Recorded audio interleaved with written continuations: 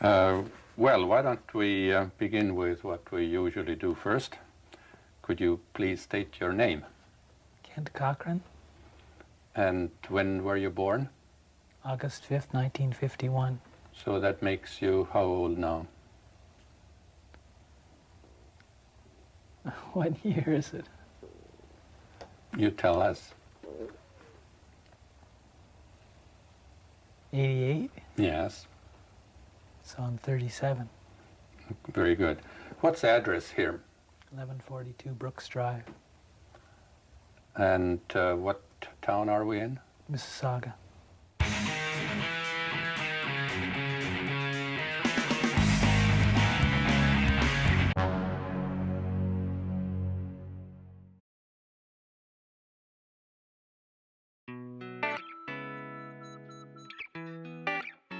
That's not exactly how it happened, but this is Kent Cochran, also known in neuropsychology as Patient KC. Born in Canada in 1951, he worked at a manufacturing plant until 1981 when he got into a very serious motorcycle accident, leaving him with severe damage to various parts of his cortex. And as a result, he ended up with relative global amnesia, leaving him with an inability to form new memories and very limited knowledge about what happened before his incident. After the accident, Casey could not make any new memories or recall any episodic memory or memories of personal events. He also could no longer think about the future because of his impairment. However, Casey's semantic memory, or memories of objective facts, was intact, so he was able to remember facts such as his birthday or schools he attended. Casey also retained his cognitive capabilities and his language abilities were normal. Furthermore, he could still play the organ, chess, and various card games. Can you give us a sort of as detailed account as you can about how does one go about changing a flat tire? Well, first you stop when you know it's flat, Yes. and then you go around back and open up the trunk, take out the jack and the spare tire, and then you put the jack under the car and take the handle out of the jack, pump up the jack, and that raises the car. Then you take the socket wrench and take off the bolts off the tire, and take the tire off and put the other tire on, put the bolts back on, and take the jack down, and you change the tire. That's very good. How do you know how to change a flat tire if you don't know whether you've ever done it yourself?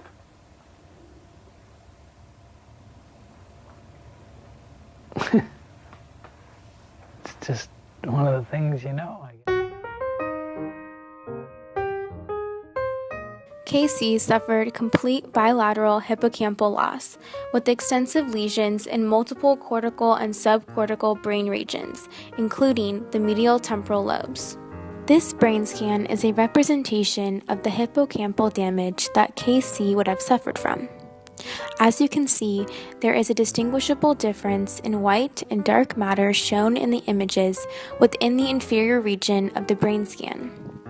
The white matter on the right image is healthy brain tissue, and the left side shows dark tissue that is damaged or absent in the brain scan. The hippocampus, labeled H, the amygdala, labeled A, and the medial mammillary nuclei, labeled MMN, show severe loss within the left brain scan. Due to a bilateral frontal subdural hematoma from his fall off the motorcycle, patient KC developed enlarged ventricles, which led to a stroke in the left occipital lobe. And so, the trauma he suffered from the stroke led to vision problems in his right eye.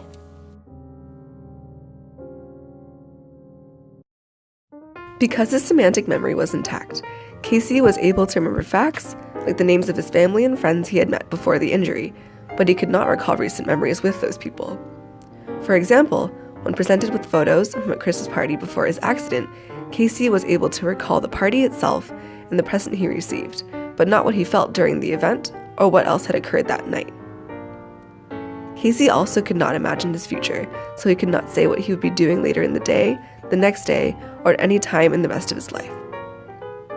While he was unable to create new memories or learn new skills, interestingly enough, Casey's ability to learn new words and declarative facts after his accident remained intact to a certain extent. With constant exposure over time, Casey learned to recognize words that were not in use before his accident, but he did not know how he knew them or what they meant. Along with his memory impairment, his personality took quite a change after the accident as well.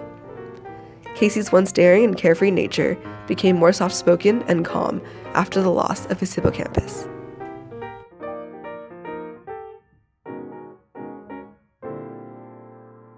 Hi Jonah. Today we're going to conduct the Warrington Memory Test. So first we're going to show you with a list of 50 words at a 3-second interval, and you are to categorize the words as either pleasant or unpleasant. After, we're going to present you with the second list of word pairs and ask you to distinguish which word appeared on the initial list. Ready to begin? Yes.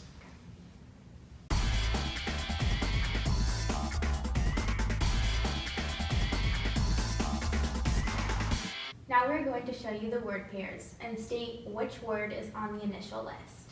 Okay.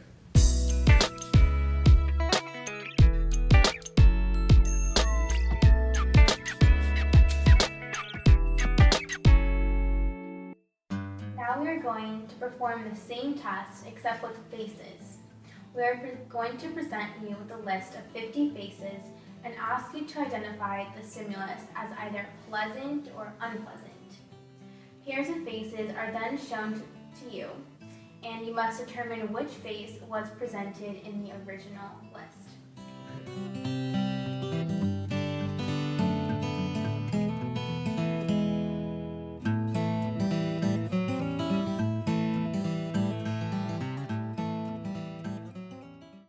Kent Cochran lived in an unfortunate void, plagued to know the present, but not much else. Sure, he might have been able to remember when his 18th birthday was and the fact that it happened, but without being able to remember how he felt during said event, the memory feels hollow.